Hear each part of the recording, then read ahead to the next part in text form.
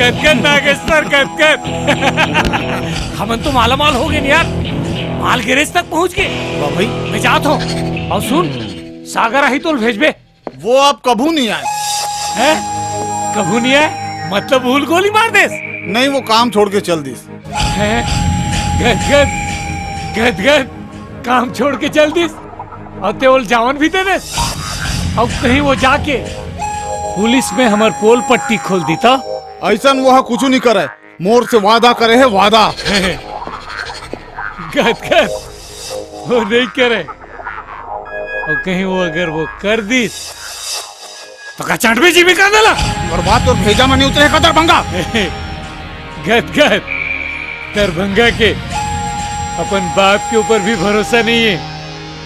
फिर वो का चीज है? मैं वो साले ला गोली मार दूं, साले ला गोली मार दूं। नहीं दरभंगा, ऐसे तो कुछ मत कर बेरे। कानून मतलब कानून। जौन ये काम ला छोड़िस मतलब कर मत। दरभंगा रुक, दरभंगा रुक जा। ए दरभंगा रुक।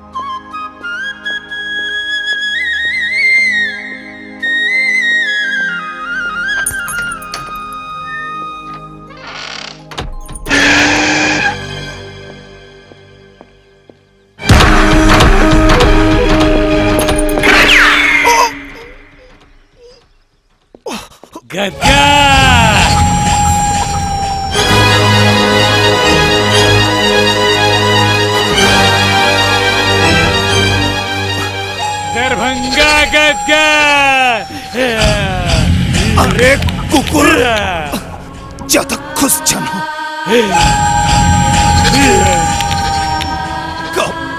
खबर के तहा मोर पेट में गोली मारे हस। पूरा छत्तीसगढ़ जानते कि पेट में वार करिया हिजड़ा के साथे साथ काय कहलाते तेला। लगे तोला सामने से गोली खाए के बहुत ज्यादा शौक है। गदगद दरभंगा गदगद ले सामने से गोली।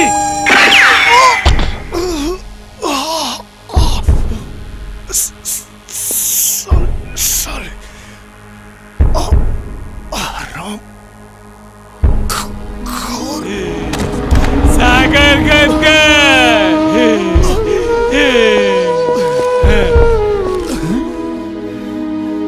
आखिर ते मार दिए ना वो लोग गोली।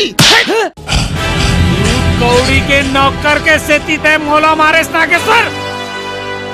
मैं तोला देख लू नागेश्वर, देख लू। मोर नजर के सामने से हट जा, नहीं तो हट।